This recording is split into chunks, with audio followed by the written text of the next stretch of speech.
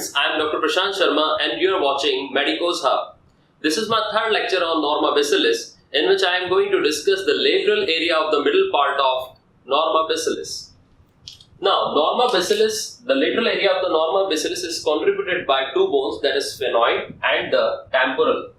The sphenoid bone, in sphenoid bone, two major portions participate in this area. One is pterygoid portion or pterygoid part or pterygoid process we can say, and this is the greater wing.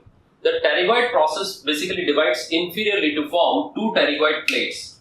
One is this is one pterygoid plate and this is another pterygoid plate. This is medial pterygoid plate just like this, and this is lateral pterygoid plate. Medial pterygoid plate is having the medial surface, the lateral surface and the posterior border. The two medial pterygoid plates will be like this and two lateral pterygoid plates will be like this. So this medial pterygoid plate, which is having medial, lateral surface and the posterior border, this is the upper part of the posterior border and this is the lower part of the posterior border. The upper part of posterior border basically divides to form a V-shaped structure or triangular area, which is known as this triangular area, which is enclosed by division of the upper part of the border of medial pterygoid plates, is known as scaphoid fossa. This is scaphoid fossa. This is medial pterygoid plate. The lower part of the border prolongs to form a pointed structure known as pterygoid humulus.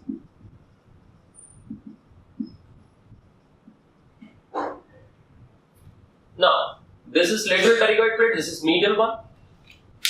The V-shaped area which is enclosed or covered by these two pterygoid plates is known as pterygoid fossa. So this cavity is basically pterygoid fossa. Now, this is the lateral pterygoid plate. This lateral pterygoid plate is also having a medial surface, a lateral surface and the posterior border. The lateral surface basically forms the medial wall of the infratemporal fossa. Now, this is the greater wing of sphenoid. The greater wing of sphenoid is just like this. It is almost pentagonal. Now, this is the anteromedial border. This is the anterior border. This is the anterolateral border. This is the posterolateral border. And this is the posteromedial border. Now, this anteromedial border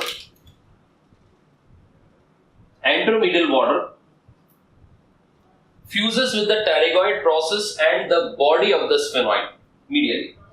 Anterior border basically forms the posterior margin of the inferior orbital fissure, while the anterolateral margin or the border forms the infratemporal crest. The posterolateral border fuses with squamous temporal and the posteromedial border fuses with the mastoid process. So this is the greater wing of sphenoid bone. Now, important is that this portion, this region, it is between the posterolateral and the posteromedial margins or the boundaries. This is spine of sphenoid, and this spine of sphenoid is having a foramen, and that is foramen spinosum.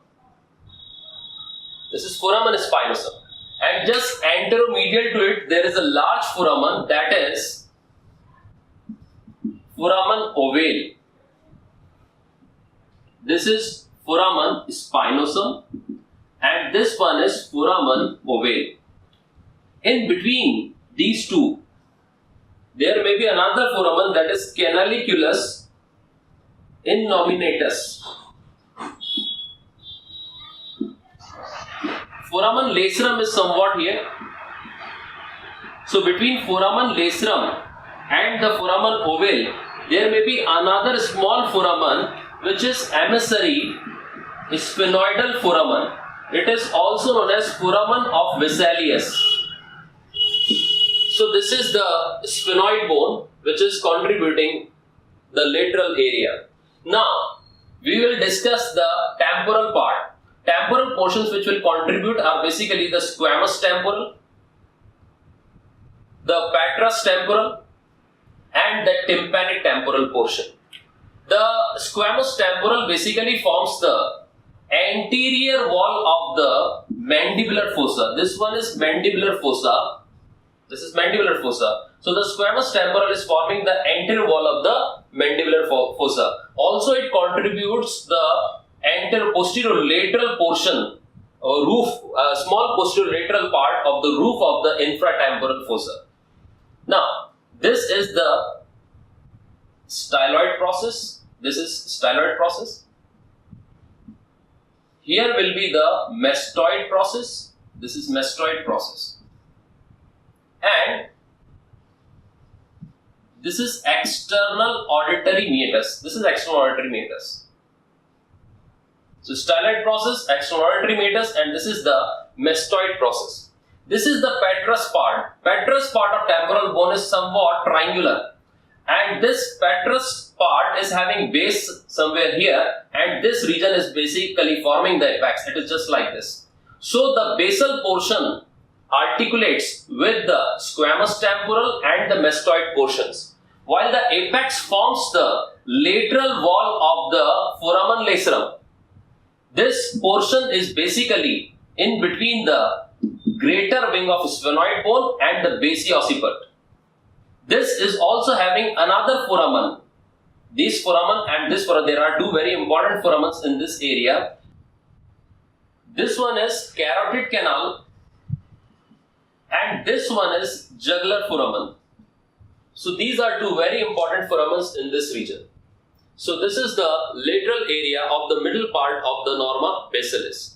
So hit the like button, share and subscribe our channel to get the latest updates and notifications.